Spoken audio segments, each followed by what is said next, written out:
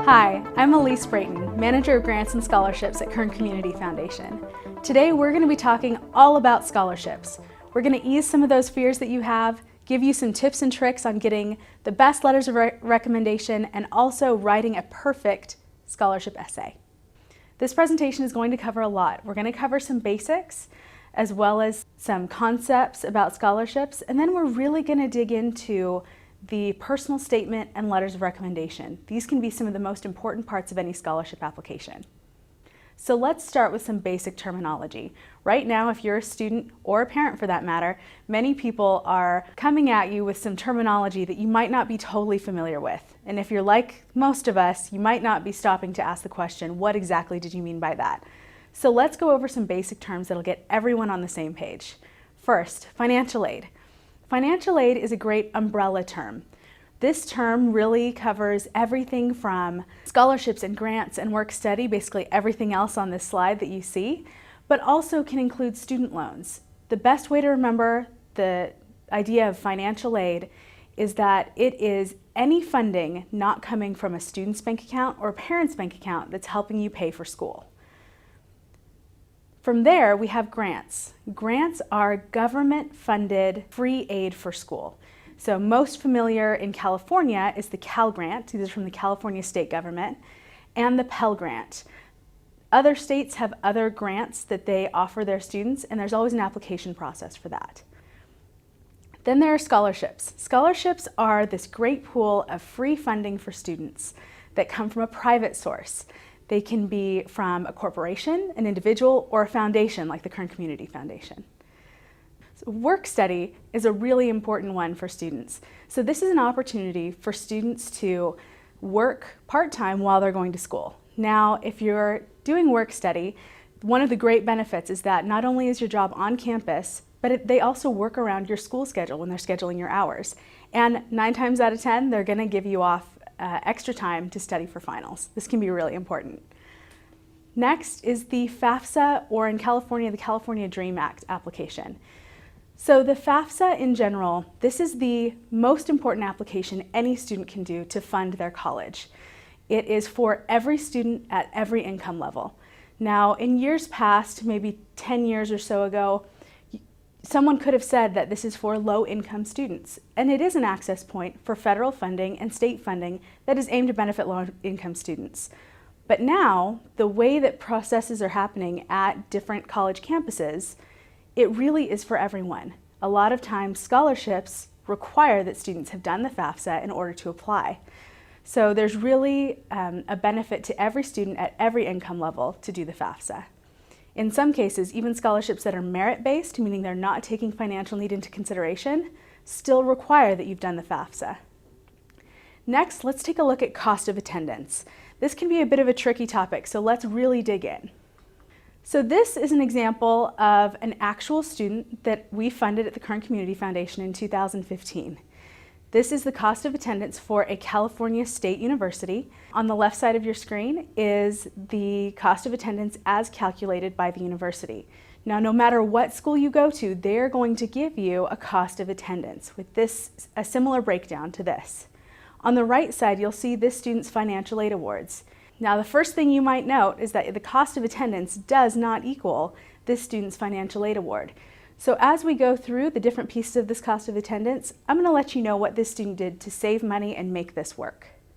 So first we have tuition and fees. This is what I call a hard cost. No matter where you go, you will be paying tuition and fees if you're going to attend class and get credit for attending that university. So this is the amount that you are literally writing a check, or someone is writing a check to the university to pay for this cost. This student covered it through a combination of her Cal Grant and some scholarship funding. Then there's room and board. Room and board is another one that you really need to pay attention to. Now, this is what I call a medium cost. If you decide to live in the dorms at your university, this will be a hard cost. It will be a set amount that the university lets you know how much it is, and that's what you have to pay. Now, if you are living and attending school close to home, you might choose to live at home or choose to live with friends in, let's say, an apartment. Now, if that's your choice, you have much more control over how much that is going to cost. Every university is different on their requirements. Some universities require freshmen to live in the dorms. If that's the case, then that's an important thing to note about any university that you choose. These next three items are what I call soft costs: books and supplies, transportation, and personal miscellaneous. These are all areas where you, the student, have complete control over how much you spend. This money is not going directly to the university, but it's what you're paying out to bookstores, for car insurance, or for entertainment, for movies, and time out with friends. This is all something that you have complete control over. Now, for books and supplies, I really suggest looking at renting your books. That is what my scholarship student in this example did. She saved over $1,000 just by renting her school books rather than purchasing them brand new. She also chose to leave her car back at home and navigate her community that she was going into with a bus pass and a bike. This is totally doable for a lot of college towns. And finally, that personal miscellaneous, this is everything from toothpaste to haircuts and entertainment. It's really easy for a student to be able to budget this particular cost and come in a bit lower than what the university has projected. So let's get into this. What is a scholarship? A scholarship is free. It's free money that you can use to pay for your education. You never have to pay it back. And an important note is that it's also free to apply. If someone is charging you to search for scholarships or to apply for a scholarship, it's probably a scam, and you should really think twice before spending that money. Next, it's like I said earlier, it's provided by a private entity or an individual. This can also be a corporation. It can have some strings attached. So let's say that you get a scholarship for, and I'm making this up here, for a future Doctors of America. You have known since you were 5 that you wanted to be a pediatrician. Well, you get into your freshman year of college and you remember you're not very good at chemistry, and it's a really tough subject for you, and you can't imagine being so deep into the sciences for year after year. So maybe you decide to make a career change. You're not going to be a pediatrician anymore. You're going to do something else. That can be a great life decision for you, but it does mean that you can no longer have that future Doctors of America scholarship. More than likely, they won't make you pay it back, but you can no longer keep getting it. Strings. Scholarships can also be structured in interesting ways. This is what we call renewable scholarships.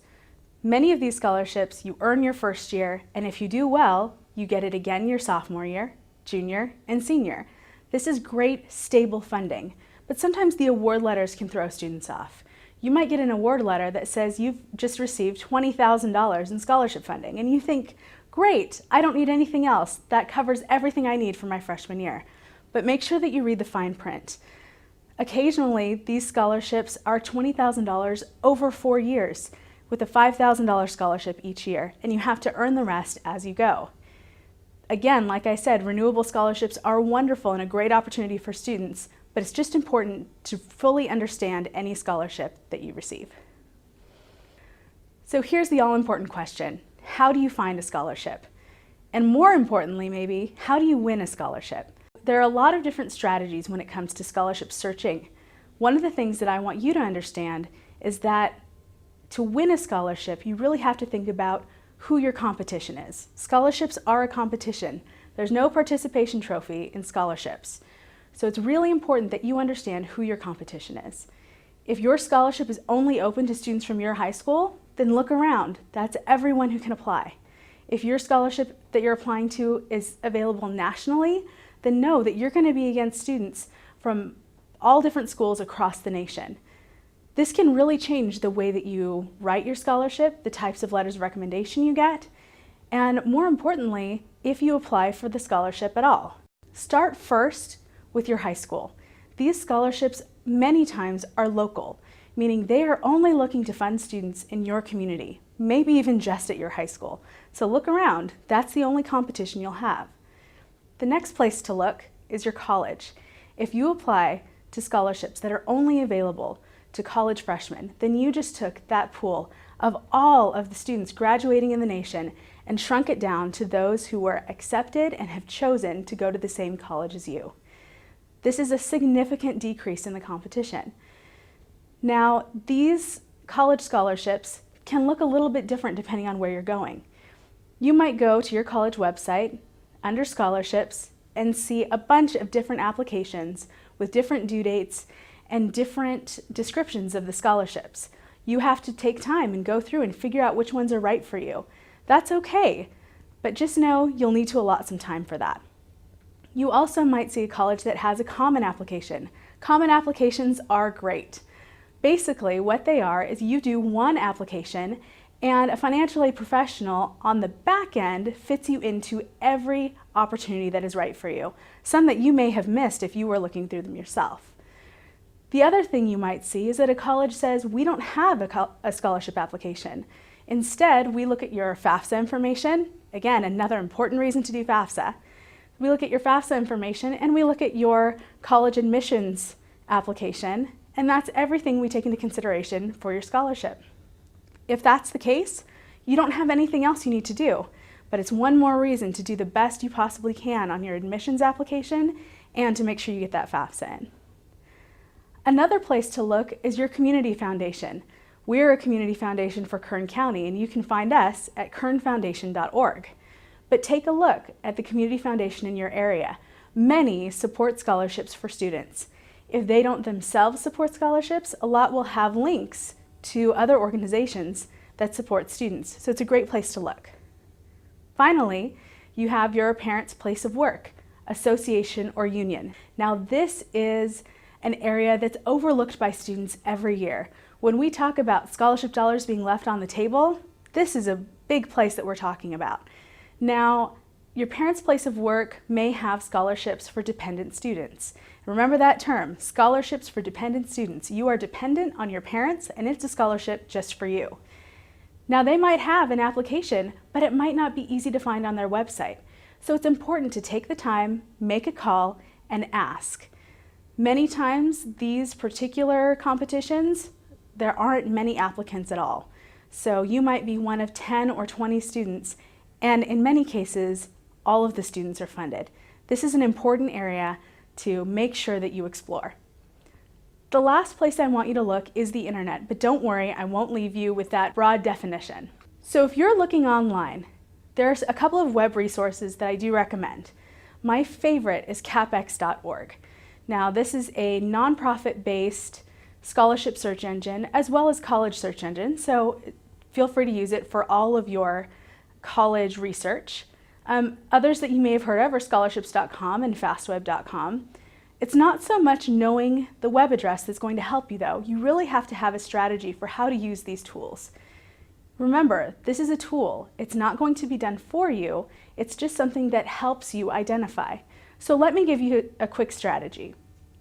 It's important when you're using these web resources that you set a specific amount of time that you are going to search. I think 10 hours or so over the course of a couple of weeks should be plenty of time for you to identify some scholarship opportunities. Now, once you've set your amount of time that you're going to search, I want you to identify how many opportunities you want to find. Keep it to 3 to 5 at the beginning. You want to find 3 to 5 scholarships that look like they want to fund a student like you. Every scholarship is looking to fund a different type of student. It's important for you to find the scholarship that is looking for you. So that's the 3 to 5 opportunities I want you to identify. So either when your time is up or you have identified those 3 to 5 opportunities, I want you to stop searching. That's right, stop searching. Otherwise, you'll be caught in a search loop and you will search and search forever and you won't get any quality applications in. So stop when you reach your limit and start applying. Get those applications in early, get them in well, and make sure that they are complete. So next up, let's look at the scholarship timeline. Fall is all about research. It's time to look at that list that we just went over and make sure you know what deadlines are coming up and what opportunities are out there for you. Also, you might need to create some accounts and possibly even a new email address if yours is inappropriate or immature. Winter is all about applications. Most scholarship applications are going to open sometime in January. It's really important that you get on these right away because most are only open for about 2 months. You don't have a whole lot of time between when you see the application and when it's actually due. You might think that 2 months is plenty of time to get in a scholarship application, but as you'll see when we talk about your personal statement and your letters of recommendation, you're really going to be cutting it close. Spring is also really important because this is all about follow-ups and awards. Follow-ups are really important. You might have a scholarship that you apply to that has some supplemental questions if you want to be eligible for a particular award. If you don't get those in, you miss that email, you're going to miss that entire opportunity that was probably only open to a select few students. So it's important to start checking your email. I would say bare minimum twice a week, you need to be checking that email and making sure that you're not missing correspondence from a scholarship you applied to. Here's what you can expect on any basic scholarship application. You're going to have personal contact information, your GPA. Yes, you need to know your GPA. Also, you're going to be listing or providing a resume of your extracurricular activities. Note that a list generally refers to everything fitting on one line. That doesn't mean you can't pack a lot of information in there, as is on our example here, but it's not a full resume. A resume has a header that is the activity that you've been involved in, but it also has about a paragraph describing how you've been involved. Try not to mix these up. If a scholarship asks for a list, try your best to give them a list. They're also going to ask for letters of recommendation. Just how many depends on the scholarship, but it's important to have an idea of who is going to act as your recommender and make sure that you know how that scholarship expects them to interact with them. Are they submitting a letter? Do you provide their email address and the scholarship contacts them directly? No matter what it is, it's something that you need to know. In addition, they'll ask for a personal statement. Now, we're going to really dive into personal statements in just a second. Then they'll ask for a copy of your student aid report or your California aid report. Now, we ask for the California aid report, being a scholarship here in California, but a student aid report also works. If you're not familiar with this term, what this is when you submit the FAFSA to the federal government, their response to you is the student aid report. You might have your confirmation that you have submitted your FAFSA, and that's wonderful, but the true confirmation that you have that it's been processed is receiving a student aid report. And lastly, every scholarship is going to ask for a copy of your high school transcript. They might ask for an official copy or an unofficial copy. It changes with every scholarship, so make sure you know what they're asking for. All right, now how do you make the most of that essay or personal statement? This is a really important part of your scholarship. When you think about it, this is the only part of a scholarship application that you have full control of in the moment. Your GPA is what it is. There's nothing you can do to change it. Same with your extracurricular activities. These have been set in stone. What you did is what you did. Your essay is a chance for you to let an evaluator get to know you as a person. Now, essays are more creative writing than anything else. Now, I'm not saying that it's fictional. You always want to tell the truth in your essay, but it is a chance for you to be a bit more creative in how you present yourself. First, you want to make sure that you fully understand the prompt. If a scholarship does not give you a prompt, you can always use the general rule of, tell me about your goals for the future. Tell me about your goals for the future is always a good topic for a scholarship application. But I will give a disclaimer. Your goals for the future should not be going to college or graduating from college. If you can't guess why, I'll let you in. Every student who's applying for a scholarship has those same goals.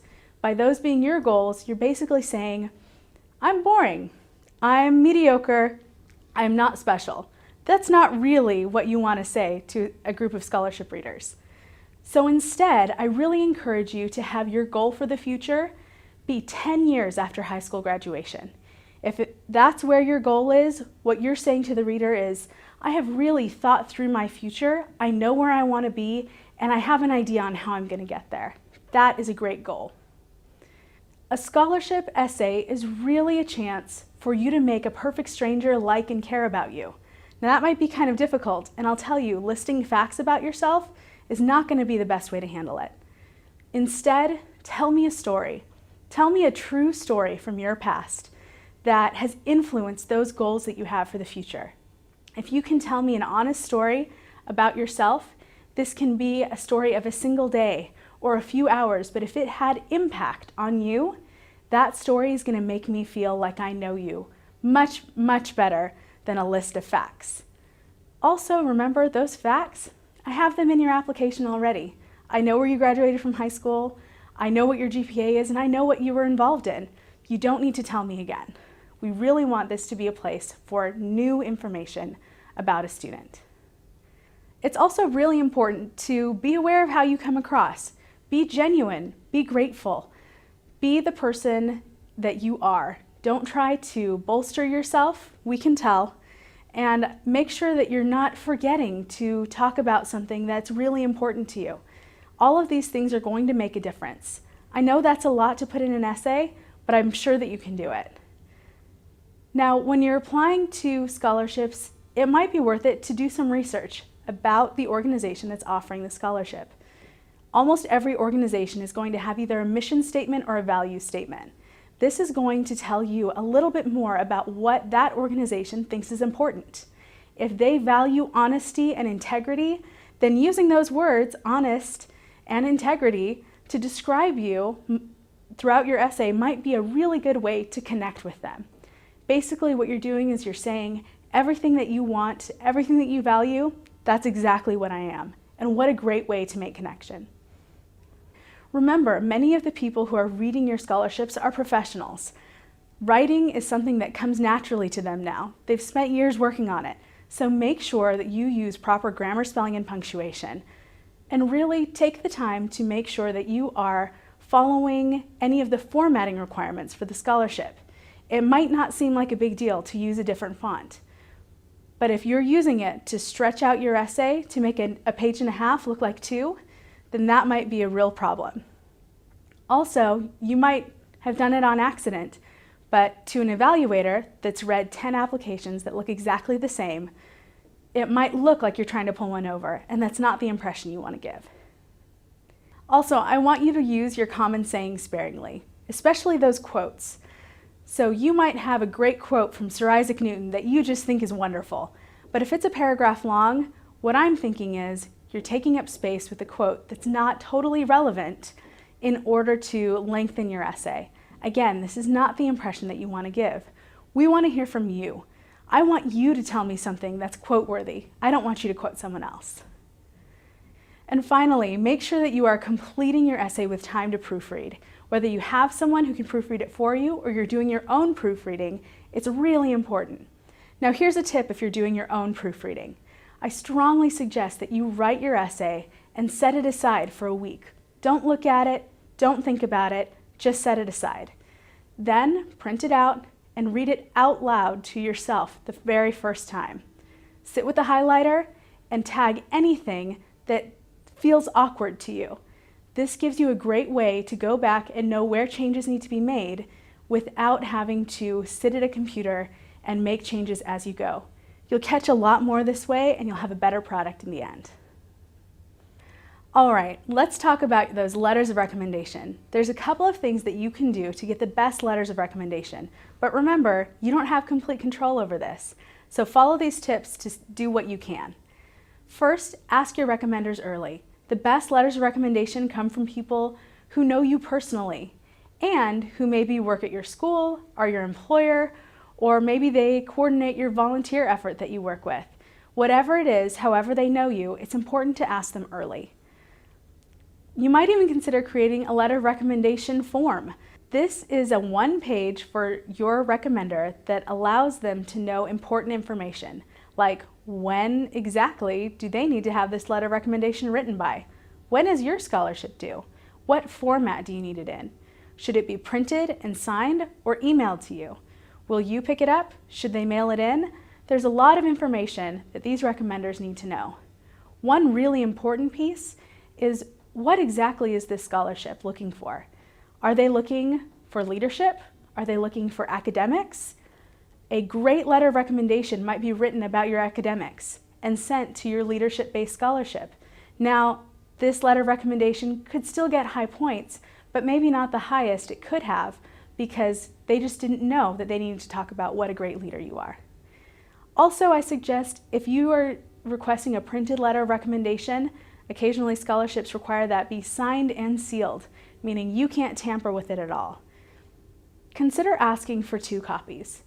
And I say this for 2 reasons. One, you want to open it up to read it and make sure that that letter isn't just a couple of lines long. My name is so-and-so, I work at such and such high school, and I highly recommend Miss so-and-so for this scholarship. That's not really a great letter of recommendation. They need to say more about you, who you are, why this scholarship would help you, a lot of different information. So instead, you might want to ask someone else to write you a letter of recommendation. The other reason is that you're about to do something that might be a bit challenging. Going off to college is a big challenge for a lot of students, and having those great words of someone that you respect in the back of your mind, talking about how great you are, how much potential you have, and how excited they are to see you enter into the real world, might be just what it takes to help you get through. Finally, be polite, say thank you, and remember, it is no one's job to write you a letter of recommendation. Every letter of recommendation is a favor from someone who cares about you.